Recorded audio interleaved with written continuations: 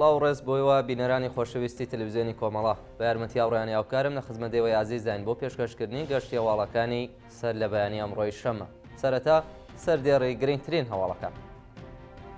بایکۆتی سەرکەوتوانەی هەڵبژاردنەکانی ڕژیم لە کوردستان و ئێران.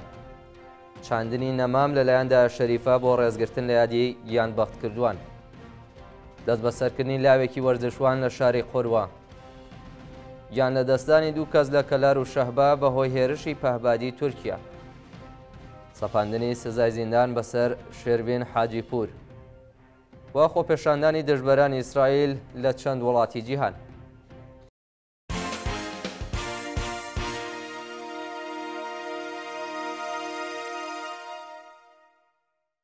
درێژەی هەواڵەکان. بایکۆتی سەرکەوتوانەی هەڵبژاردنەکانی ڕژیم لە کوردستان و ئێران. بە پێی وێنەوەی دیوانەی بەدەستمان گەیشتووە ڕۆژی هەینی 11 ڕەشەممە هاوکات لەگەڵ شانۆی هەڵبژاردنەکانی هەردوو مەجلیسی کۆماری ئیسلامی خەڵکی ئازادیخواز و شۆڕژگێڕی کوردستان و ئێران لە ماڵنە چوونە دەرەوە و حوزەکانی دەنگدان بە تەواوی چۆڵ بوون. بە پێی گشتپرسی ماڵپەڕی گەمان تەنیا 16% لەو هەڵبژاردنە بەشداریان کردووە و 2% دەنگیان بە کەس نەداوە. هەروەها 76% خەڵک بە تەواوی هەڵبژاردنەکانیان تەحریم کردووە و لە ماڵ نەچوونەتە دەرەوە و یان ڕوویان لە دەشت و دەر بۆ سەیران و گەشت کردووە. بە پێی وێنانەی بەدەستمان گەیشتووە لە شاری شابات بربژێرەکان ناچار بوون هەر دەنگێک بە 2 ملیۆن تمەن بفرۆشن و لە نێوان لایەنگرانی دوو بربژێر شەڕ هاتوۆتە ئاراوە. هەروەها تەواوی حوزەکانی دەنگدان لە شارەکانی ئیلام، کرماشان، سنا، شنۆ، ورمێ، تەورێز، کەراج، ڕودهان، تاران، پیرانشار، مەریوان، سەقز، بۆکان، مەهاباد، بانا، دێولان، قوڕوە، ویجار، کامیاران، ئیسفەهان، شیراز، شارەکانی بەلوچستان، یەزد، ئەهواز و دایان شاری دیکە چۆڵ بوون و خەڵک نەچوونەتە سەر سندوقەکانی دەنگدان. ڕژیمی سەرکوتگەر بۆ کۆکردنەوەی دەنگ سندوقەکانی بردۆتە نێو نەخۆشخانە، مزگەوت، مەدرسە و زانکۆ، پادگان، پاڵاوگەکان، کارخانەکان لە نێو شەقامەکانیشدا تا دوایین کات تەبلیغی کردووە، بەڵام تەحریمی هەڵبژاردنەکان بە تەواوی سەرکەوتوو بووە و خەڵکی ئازادیخوازی ئێران نایەکی گەورەیان بە کۆماری ئیسلامی داوە. سەرهەڵدان لە زیندانی خۆی و سەرکوتی بەندکراوان. ڕۆژی پێنجشەممە 10 ڕەشەممە بەندکراوانی زیندانی خۆی لە ئازدابین نەکردنی دەرمان و پزیشک ناڕازایەتیان دەربڕیوە و لەلایەن گاردی زیندانەوە دراونەتە بەر لێدان و سەرکوت کراون. بە پێی راپۆرتی کانونی مافی مرۆڤیێران بەرپرسانی زیندانی خۆی بەندکراوانیان لە دەستڕاگەیشتن بە پزیشک و دەرمان بێبەش کردووە و بەندکراوان لە ئاز هەڵسوکەوتی نامرۆڤانەی بەرپرسانی زیندان ناڕازایەتیان دەربڕیوە. بە پێی راپۆرتە مامورانی ئەمنیەتی زیندان و ئەفسەرانی گارد بە باتۆم و گازی فرمێسک ڕێژ ڕژاونەتە نێو بەندەکان و زیندانیانیان داوەتە بەر لێدان و چەند کەسیان بریندار کردووە.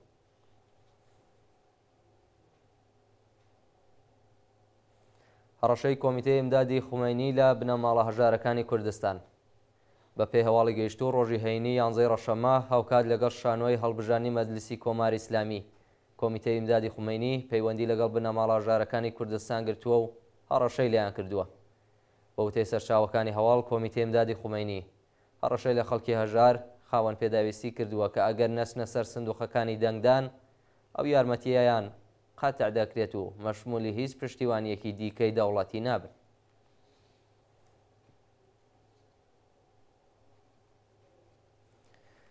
پەیامی پشتیوانی بەندکراوانی سیاسی لە بایکۆتی هەڵبژاردنەکانی مەجلیس. ڕۆژی هەینی 11 ڕەشەممە هاوکات لەگەڵ هەڵبژاردنەکانی مەجلیسی ڕژیم بەندکراوانی سیاسی لە زیندانەکانی کوردستان و ئێران لە چەند پەیامی جیاجیادا پشتیوانی خۆیان لە تەحریمی هەڵبژاردنەکان لەلایەن خەڵکەوە دەربڕی. بەندکراوانی سیاسی لە زیندانەکانی ورمێ، سنا، قەزل حەسار، ئێڤین، مەشهەد، شیراز و چەند شاری دیکە ئێران لە چەند پەیامی تایبەتدا دەستخۆشیان ئاراستەی خەڵکی ئازادیخوازی ئێران کردووە و وێڕای پشتیوانیکردن لە تەحریمی هەڵبژاردنەکان داوایان لە خەڵکانی دوودڵ کرد کە پەیوەست بەو نافەرمانیە مەدەنیە سەرانسەریەوە بن. بەندکراوانی سیاسی ڕایانگەیاند کە دەنگدان بە هەڵبژاردنەکانی کۆماری ئیسلامی، دەنگدان بە سەرکوتی زۆرتر، ئێعدام، دەستدرێژی، ئەشکەنجە، گەندەڵی و تاڵانکردنی سەروەت و سامانی وڵات، وێرانکاری ژینگە، کۆچاندنی زۆرتری خەڵک، هەژاری و لەشفرۆشی، ئێعتیاد و ماڵوێرانی و لە ناوچوونی ئابووری ئێران. چاندنی نەمام لەلایەن دایە شەریفە بۆ ڕێزگرتن لە یادی گیانبەخت کردووان. ڕۆژی هەینی 11 ڕەشەممە دایە شەریفە دایکی ڕامین حسێن پەناهی هاوکات لەگەڵ ڕۆژی هەڵبژاردنەکانی مەجلیسی ڕژیم نەمامی بە یادی گیانبەخت کردوانی ڕێگای ئازادی و بەرابەریدا چاند. دایە شەریفە دایکی هەمیشە زیندوو ڕامین حسێن پەناهی زیندانی سیاسی کە لەلایەن ڕژیمی ئیسلامی و ئەعدام کرا لە ڕۆژی شانوێ هەڵبژاردنەکاندا وێڕای کچەکەی پەروانە حسێن پەناهی بە جێگای دەنگدان نەمامیان چاند. شایانی باسە کە دایە شەریفە ئەو نەمامەی بە نیشانەی ژیانی دووبارە و ئازادی بۆ نەتەوەکانی ئێران چاندووە. دەست بە سەرکردنی لاوێکی وەرزشوان لە شاری قۆروە. شەوی پێنجشەممە 10 ڕەشەمە 1402 ماردین گەنجی وەرزشکاری تەمەن 18 ساڵی خەڵکی قۆروە لەلایەن ئیتلاعاتی سوپای پاسدارانەوە لە ماڵی باوکی دەست بەسەر کراوە. بە پێی زانیاریەکان دەست بەسەرکرانی ماردین گەنجی دوای ڕەخنەگرتنی لە محەممەد ڕەسوڵ شێخزادە بەربژێری هەڵبژاردنەکانی مەجلیسی کۆماری ئیسلامی بە ناوی نوێنەری شارەکانی دێولان و قوڕوا لە تۆڕی کۆمەڵایەتی ئینستاگرام ڕوویداوە. ناوبرا و پاش بەندکران بۆ شوێنێکی نادیار گواستراوەتەوە و هیچ زانیاریەک لەسەر شوێنی ڕاگیرانی لە بەردەستانیە.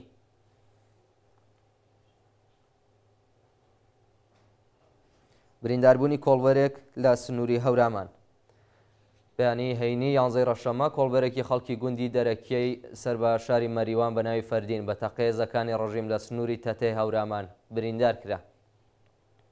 بە پێی راپۆرتی کۆڵبەر نیوز هێزە سنووریەکانی ڕژیم لە سەرحەدی تەتەی هەورامان کۆمەڵی کۆڵبەریان داوەتە بەردەست ڕێژی گولە و لە ئەنجامی ئەو تەقەکردنەدا کۆڵبەرێکی خەڵکی گوندی دەرەکیەی سەر بە شاری مەریوان بە ناوی فەردین پاشناو نادیار بە سەختی بریندار و بۆ ناوەندە دەرمانیەکان گوازراوەتەوە.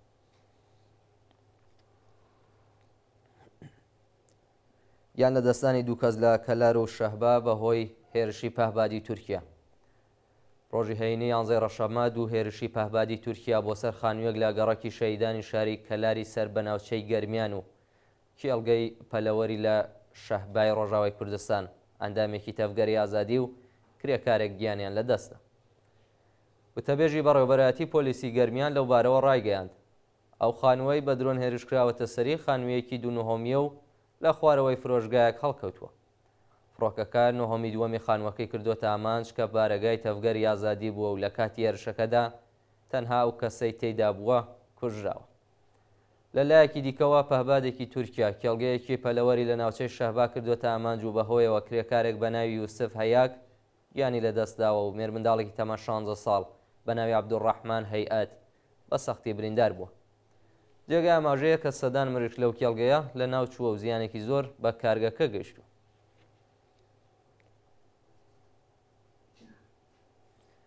کۆبوونەوەی کرێکارانی ڕەسمی نەوت لە ناوچەی عەمەڵیاتی لاوان و بایکۆتی هەڵبژاردنەکان.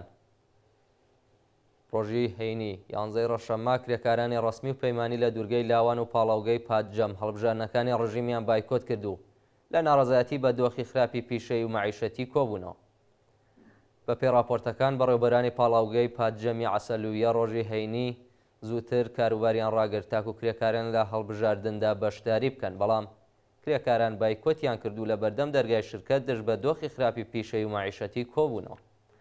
لەلایەکی دیکەوە کرێکارانی ڕەسمی شاغڵ لە ناوچەی عەمەڵیاتی لاوان وێڕای تەحریمی هەڵبژاردنەکانی ڕژیم لە کۆبوونەوەیەکی ناڕەزایەتی داخوازیاری وەلانانی سەقفی ئەقدەست وەلانانی ئاستەنگیەکانی بەردەم سنەواتی خانەنشینی بەکردەوە دەراتنی مادەی دەی ئەرک و بەرپرسیارەتی پێرسۆنێلی ناوت وەلانانی بەڕێوەبەرانی ناکارامە کۆتایی هێنان بە دەستێوەردانەکانی دەوڵەت لە سندوقی خانەنشینی دابینکردنی ئیمکاناتی ڕێفاهی و چاکسازی لە ژیان و مەعیشەتیان بوون. هێرشی هێزەکانی فەراجا بۆ سەر لاوانی ئازادی خوازی دێهدەشت. ڕۆژی هەینی 11 ڕەشەممە و هاوکات لەگەڵ هەڵبژاردنەکانی مەجلیسی ڕژیم کۆمەڵێک لە گەنجانی شۆڕژگەڕی شارۆچکەی سەمەغانی سەر بە شارستانی دێهدەشت ڕێگەیان نەدا دەرگای حەوزەکانی دەنگدان بکەنەوە و هێزە ئینتزامیەکان هێرشیان کردە سەریان. شارۆچکەی سەمەغانی سەر بە شارستانی دێهدەشت ئەو شوێنەیە کە پدرام ئازەرنووش لە سەردەمی شۆڕشی ژینە بە تەقی سەرگوزگەرانی کۆماری ئیسلامی گیانی بەخت کرد. لاوانی ئازادی خوازی ئەو شارە بە مەبەستی ڕێگریکردن لە کرانەوەی حەوزەکانی دەنگدان کۆبوونەوە، بەڵام هێزەکانی سەرکوتی فەراجا هێرشیان کردە سەریان و هەوڵی دەست بە سەرکرانی چەند کەسیاندا، بەڵام خەڵک ڕێگەیان نەدا. سەپاندنی سزای زیندان بەسەر شێروین حاجیپور. بەپێی راپۆرتەکان دەستگای قەزای کۆماری ئیسلامی سزای 3 ساڵ و 8 مانگ زیندان و کۆمەڵێک سزای تەکمیلی بەسەر شێروین حاجیپوردا سەپاندووە.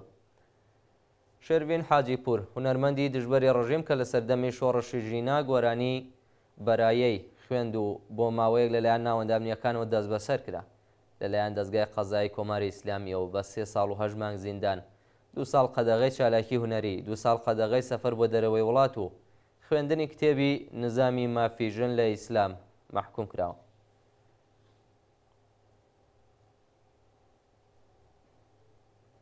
و دوایین هەواڵمان سەبارەتە بە خۆپێشاندانی دژبەرانی ئیسرائیل لە چەند وڵاتی جیهان.